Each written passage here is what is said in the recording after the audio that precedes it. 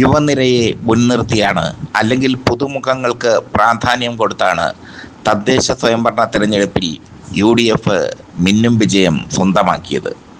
ഇത്രയും വലിയൊരു വിജയം UDF പ്രതീക്ഷിച്ചിരുന്നില്ല.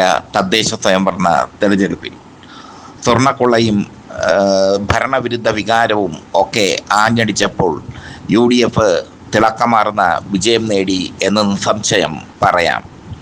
VD സതീശൻ എടുത്ത തീരുമാനമായിരുന്നു പുതുമുഖങ്ങൾക്ക് അല്ലെങ്കിൽ യുവനിരയ്ക്ക് മുൻതൂക്കം കൊടുക്കുക എന്നുള്ളത്. അടുത്ത 2026 നിയമസഭാ തെരഞ്ഞെടുപ്പിൽ കോൺഗ്രസിന് വേണ്ടി മത്സരിക്കുന്ന പുതുമുഖങ്ങളും യുവനിരയും ഞങ്ങൾ പുറത്തുവിട്ടിരുന്നു. ഞങ്ങളുടെ താഴെയുള്ള ഈ വീഡിയോയ്ക്ക് താഴെയുള്ള വീഡിയോകൾ പരിശോധിച്ചാൽ അത് വ്യക്തമാകും. തിരുവനന്തപുരത്തും കൊല്ലത്തും മലപ്പുറത്തും എറണാകുളത്തും ഒക്കെ കോൺഗ്രസ് വിജയിച്ചു കയറിയത് യുവനിരയുടെ കരുത്തുകൊണ്ടായിരുന്നു. കണ്ടു പഴകിയ മുഖങ്ങൾക്ക് പകരം പുതിയ മുഖങ്ങളെ വോട്ടർമാർ സ്വീകരിക്കുന്ന കാഴ്ചയാണ് കണ്ടത്. ഇടതുമുന്നണിക്ക് പലയിടത്തും പാളിച്ചകൾ പറ്റിയപ്പോൾ പുതിയ തലമുറ യുവതലമുറ ഇടിച്ചു കയറുകയായിരുന്നു കോൺഗ്രസിന് യുവതലമുറയെ നൽകിയത് VD സതീശൻ തന്നെയാണ്. VD സതീശൻ്റെ ശക്തമായ തീരുമാനമായിരുന്നു അത്. ഇതോടുകൂടി 2026 നിയമസഭാ തെരഞ്ഞെടുപ്പിൽ അങ്ങനെ ഉടുപ്പൊക്കെ ഇട്ട് MLA ആകാനും മന്ത്രിയാകാനും നിൽക്കുന്ന പല പ്രമുഖർക്കും സീറ്റ് നഷ്ടപ്പെടും എന്നുള്ളത് ഉറപ്പാണ്. തിരുവനന്തപുരത്ത് തന്നെ 4 പ്രമുഖർക്ക് സീറ്റ് നഷ്ടപ്പെടും എന്നുള്ളത് ഉറപ്പായി കഴിഞ്ഞു. ഈ 4 പ്രമുഖരും ശക്തരാണ്. 4 പ്രമുഖരും മത്സര രംഗത്ത് പ്രാവീണ്യം തെളിയിച്ചവരാണ്. പക്ഷേ ഈ 4 പേർക്ക്, പഴയ തലമുറയിൽപ്പെട്ട 4 പേർക്ക് സീറ്റ് ലഭിക്കില്ല. അതിൽ ഒന്നാമത്തെ പേര് വർക്കല കഹാറാണ്. വർക്കല കഹാർ അടുത്ത നിയമസഭാ തെരഞ്ഞെടുപ്പിന് വേണ്ടി വർക്കലയിൽ പ്രചരണം ആരംഭിച്ചു കഴിഞ്ഞു. വർക്കലയിൽ നിന്ന് 3 തവണ MLA ആയിട്ടുണ്ട് വർക്കല കഹാർ. B. ജോയിയാണ് ഒടുവിൽ വർക്കല കഹാറിനെ പരാജയപ്പെടുത്തുന്നത്. കഴിഞ്ഞ നിയമസഭാ തെരഞ്ഞെടുപ്പിൽ വർക്കല കഹാറിന് പകരം കോൺഗ്രസ് മത്സരിപ്പിച്ചത് യുവാവായ BRM ഷഫീറിനെയായിരുന്നു. BRM ഷഫീർ പരാജയപ്പെട്ടു വർക്കലയിൽ വലിയ ഭൂരിപക്ഷത്തിൽ. ഇത്തവണ വർക്കല കഹാർ ഒരു മുഴം മുമ്പേ എറിഞ്ഞുകൊണ്ട് അങ്ങനെ പ്രചരണവുമായി നടക്കുകയാണ്.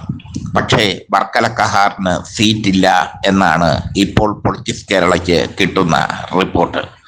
വർക്കല കഹാറിന് പകരം പുതുമുഖത്തെ യുവാവായ ഒരു പുതുമുഖത്തെ വർക്കലയിൽ മത്സരിപ്പിക്കാൻ കോൺഗ്രസ് തീരുമാനിച്ചിരിക്കുന്നു.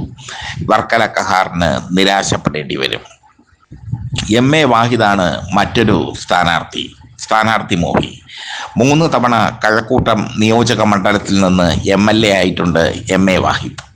അതിനുശേഷം മത്സരിച്ചപ്പോൾ അദ്ദേഹം 3ാം സ്ഥാനത്തേക്ക് പോയി എന്നുള്ളത് ശ്രദ്ധേയം. പക്ഷേ കഴക്കൂട്ടത്തെ പ്രത്യേക പരിസ്ഥിതി വെച്ച് MA വാഹിദ് സ്ഥാനാർത്ഥിയാകും എന്ന സൂചന ഉണ്ടായിരുന്നു. MA വാഹിദ് ജനകീയനാണ്, കഴക്കൂട്ടത്തെ ജനങ്ങൾക്ക് സ്വീകാര്യനുമാണ്. പക്ഷേ MA വാഹിദ് ഇനി മത്സരിച്ചാൽ ജയിക്കില്ലെന്നും അവിടെ JS അഖിലിനെ പോലെ ഒരു പുതുമുഖത്തെ ഇടണമെന്നുമാണ് കോൺഗ്രസ് ആഗ്രഹിക്കുന്നത്. MA വാഹിദിന് സീറ്റില്ലാതെ വിഷമിക്കേണ്ടി വരും എന്നുള്ളത് ഉറപ്പ്. മുൻ DCC അധ്യക്ഷൻ പാലോട് രവിയാണ് സീറ്റ് മോഹിയായ മറ്റൊരാൾ. പാലോട് രവി നെടുമങ്ങാട് മണ്ഡലത്തെ പ്രതിനിധീകരിച്ചിരുന്നു മുമ്പ്. പിന്നീട് മാങ്കോട് രാധാകൃഷ്ണനോട് തുടർച്ചയായി പരാജയപ്പെട്ടു. മാങ്കോട് രാധാകൃഷ്ണനോടും C. ദിവാകരനോടും പരാജയപ്പെട്ടു പാലോട് രവി. മുൻ DCC അധ്യക്ഷനായ പാലോട് രവി വീണ്ടും നെടുമങ്ങാട് മത്സരിക്കാൻ ആഗ്രഹിക്കുന്നു.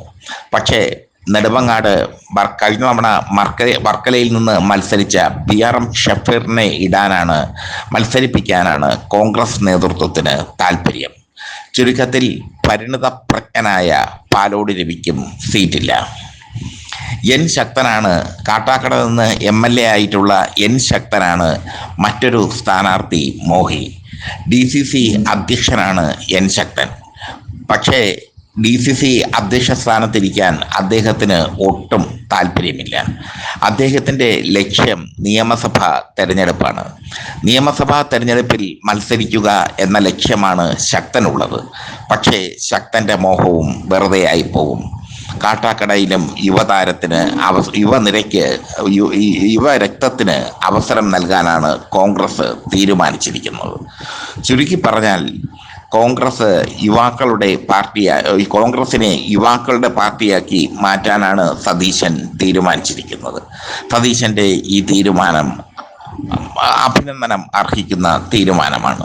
സതീശനെ സംബന്ധിച്ചിടത്തോളം ഇനി ഭരണം പിടിച്ചാൽ അദ്ദേഹം തന്നെയാണ് മുഖ്യമന്ത്രി.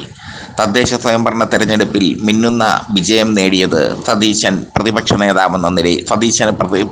നേതാവെന്ന നിലയിൽ മൈലേജ് ലഭിച്ചിട്ടുണ്ട്. എന്തായാലും പഴയ മുഖങ്ങളെ കോൺഗ്രസ് വെട്ടും. പകരം യുവനിരയെ കോർത്തിണക്കി കോൺഗ്രസ് മത്സരത്തിന് ഇറങ്ങും. കോൺഗ്രസിന് വേണ്ടി മത്സരിക്കുന്ന യുവനിരയുടെ ലിസ്റ്റ് ഞങ്ങൾ പൊളിറ്റിക്സ് കേരള കൊടുത്തിട്ടുണ്ട്. പ്രേക്ഷകർ അത് കണ്ട് അഭിപ്രായം രേഖപ്പെടുത്തുക.